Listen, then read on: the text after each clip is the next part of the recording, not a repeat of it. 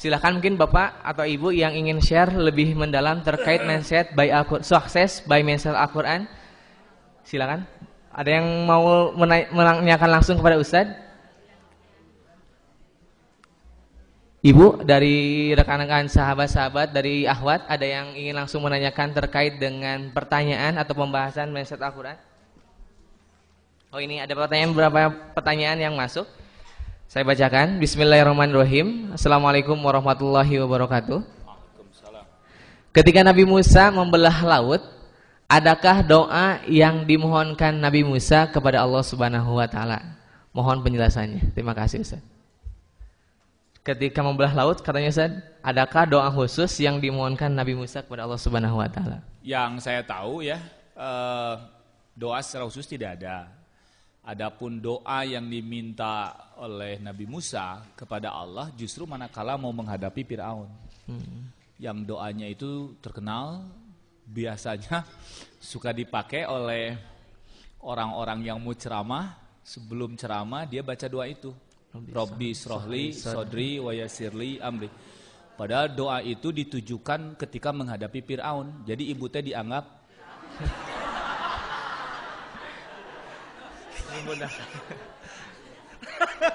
kan begitu.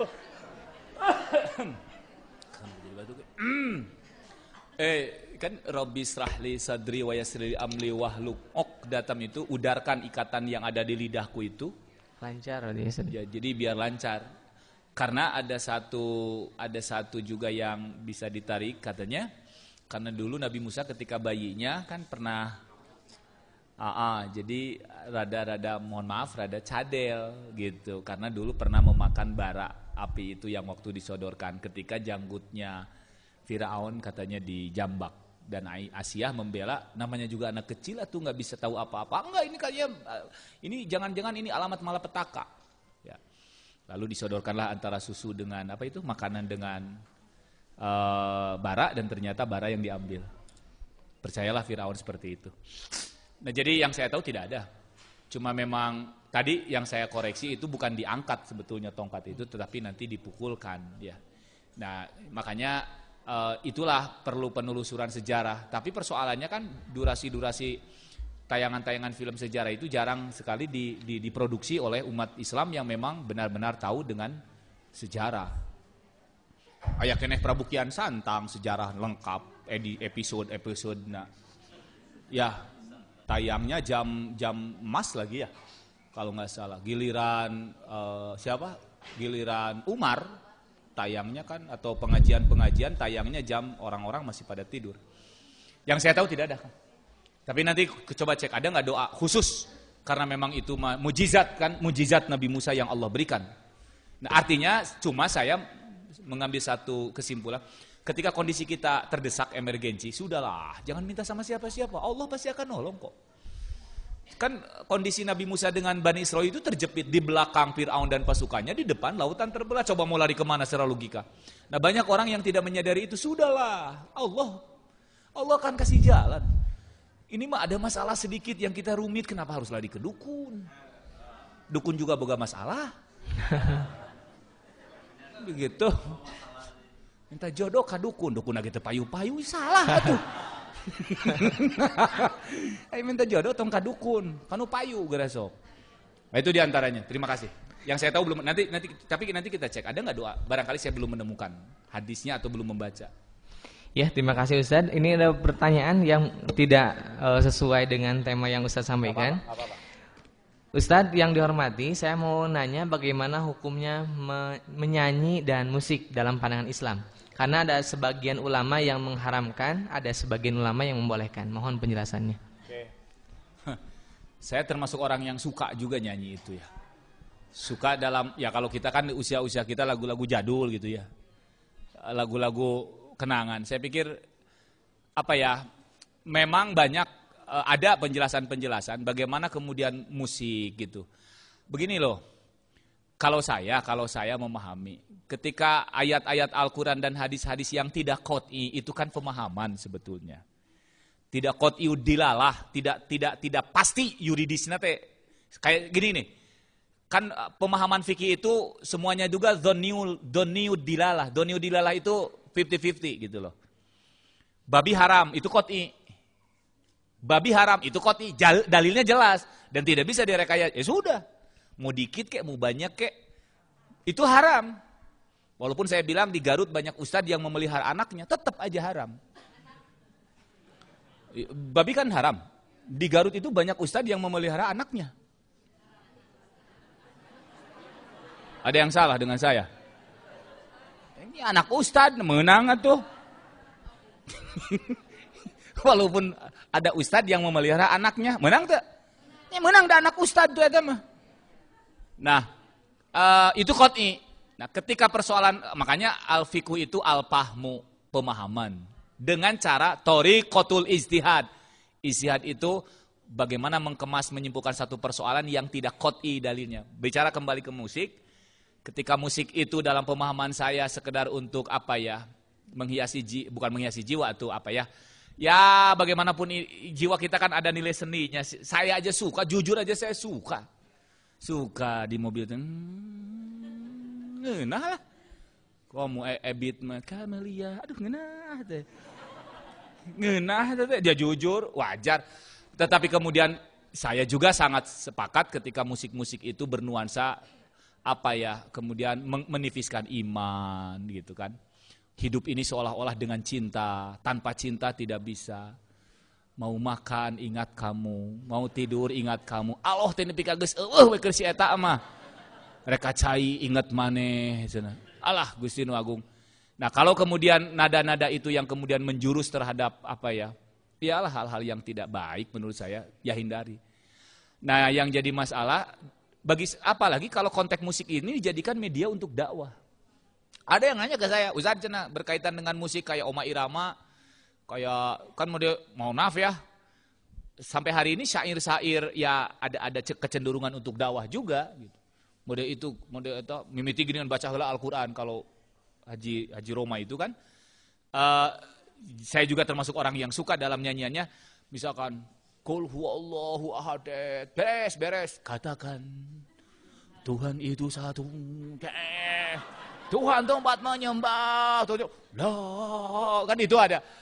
Saya pikir ya bagus juga gitu. Tetapi persoalannya ketika lagu itu dinyanyikan orang-orang joget misalkan sampai teler, itu yang nggak baik gitu. Kalau memang saya pikir nasid, musik-musik yang menggugah kalbu. Saya waktu itu kalau lagi di sekolah itu ada sebuah nasid yang memberikan at-targhib, wal kufru yazul, wa syarru yazul, wa alqu yaqul, wa Islam. Seneng banget gitu loh. Persoalannya kan adalah ibu dan bapak sendiri sudah bisa membedakan ini kayaknya nggak cocok nih musik-musik seperti ini kan gitu kan, kayak apa gitu. Tapi ketika musik itu bisa membangkitkan satu semangat, apalagi kalau orang-orang barat mengatakan malah mohon maaf, ada yang saya pernah baca nada jazz pertama itu diambil dari suara azan Bilal katanya. Saya tadi lupa mengatakan, para ahli jazz ada yang pernah mengatakan jadi nada awal jazz itu, saya nggak tahu, bukan orang musik, tapi ada yang pernah bilang ke saya, Ustaz, tahu nggak nada jazz yang pertama itu justru diambil dari nada ketika suara azan itu dikumandangkan. Saya nggak tahu ya, tetapi kemudian ya saya pikir tidak ada yang pernah pasti ada hikmahnya dalam syariat, termasuk juga musik. Jadi ibu bisa membedakan lah mana musik yang kira-kira melahirkan darurat dan mana yang tidak melahirkan darurat. Gitu. Pada dasarnya mungkin mubah saja. Ya. Jadi tergantung bagaimana kita mengaplikasikannya. Ya. Kalau jadi kebaikan, jadi boleh. Kalau jadi menghilangkan jadi malas untuk ibadah, gitu kan. Jadi maksiat, berarti itu tidak boleh. Ya, saya sepakat seperti itu. Tapi kan yang mubah itu juga bisa kemudian melahirkan sesuatu yang bernilai ketika niat dan itunya. Seperti tidur itu kan mubah. Iya. Saya merek tidur ayeuna anak kerek tahajud itu kan jadi ibadah maksudnya. Ayeuna rek tidur engke ngarah teu kabolosan nonton bola ya terserah eta mah. Tergantung niatnya. Banyaklah hal-hal seperti itu, ya. Ya, terima kasih Ustadz. Ini ada pertanyaan terakhir mungkin karena waktu kita sudah terbatas ya. Bismillahirrahmanirrahim. Pak Ustadz, apa bedanya saham dan investasi? Bolehkah kita berbisnis saham? Terima kasih. Wah, ini mah harus pada ahli orang ekonomi ya. Ya harus pada, tidak setiap ustadz yang bisa. Kalau saya ya Islam ahalallahul bai'a, yang jelas wa harrama riba. Islam itu menghalalkan jual beli dan kemudian pada saat yang sama mengharamkan riba. Adapun nanti implementasi riba itu saya pikir kita sudah juga sangat tahu dan paham gimana sih yang mengandung unsur riba. Kemudian apa sih syarat jual beli itu? Ada transaksinya, ada akadnya, ada barang yang dijual dan kemudian ada barang yang dibelinya. Tetapi kemudian seiring dengan perkembangan teknologi, nah Islam pasti memberikan solusi. Saya sepakat Islam pasti memberikan solusi. Misalkan kita transaksi by ATM, itu transaksinya gimana? Ngomong ke mesin, puntennya pada nyana kartos sakieunya. Terus beres hatur nuhun gitu. Cek ATM teh, mun cenah bu dicana ku abdi 1000 ieu mah etang-etang ieu mangga gitu.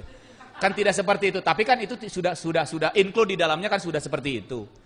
Nah, apakah kemudian SMS banking malah sekarang makan orang banyak. Yang jelas kalau saya orang tua dulu nyimpulkan kalau dalam sisi jual beli kade omat ulah meuli ucing dina jero karung. Artinya harus jelas mana yang mau dijual, mana yang mau dibeli. Mana yang mau dijual, mana yang mau dibeli kalau berupa barang. Walaupun pada prinsipnya apa sih hidup ini yang tidak buying, ya. Semuanya juga kan jualan ya. Ya. Semua juga itu sell. Selling itu apa sih dalam hidup yang tidak jualan? Semuanya jualan. Jual jasa, jual mohon maaf, dokter juga jual jasa, konsultan juga jual jasa. Pada prinsipnya ada transaksi. Ada transaksi pada prinsipnya.